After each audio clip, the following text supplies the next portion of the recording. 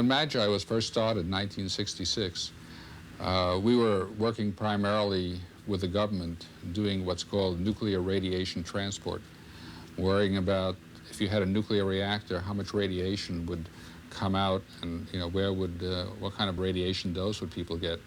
And the way we did that was to describe three-dimensional objects and then follow around the nuclear radiation, follow it through its path through the material. And one day we realized that if we followed light rays instead of nuclear radiation, we could simulate photography. We could follow the light rays from the sun to the object, from the object and through the camera lens to the film. And that, if we could just, calculate how much light hit each point on the film, we could make a photograph of things.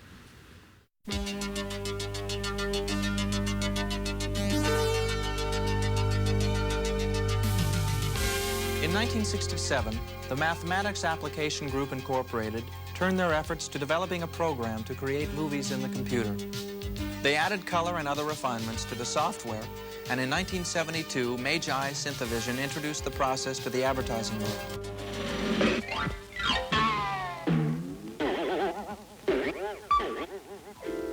Hi, guess where I came from? A computer. Me and my hat. And everything else you're going to see in this film. Computer Visual presents a new way to create pictures. Synthavision.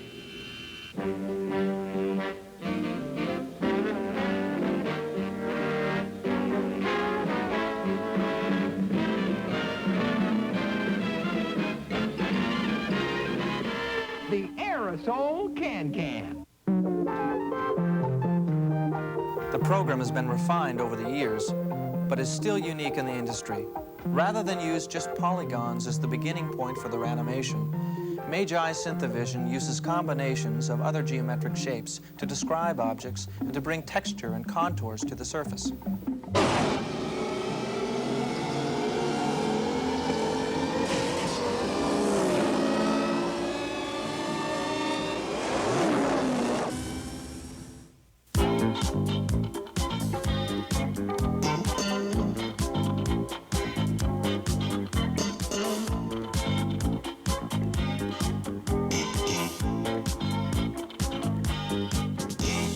In 1975, a young animator in Boston was present at a screening conducted by Philip Middleman of the computer graphics his company had been creating for advertisers and other clients.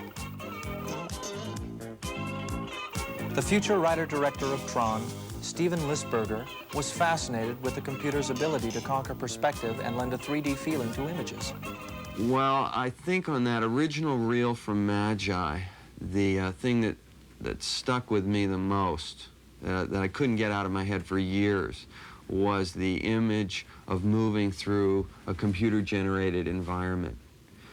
And when a year or two after that, video games started becoming popular, and I started talking to the computer people, it seemed that I now had the characters that I could put into that environment.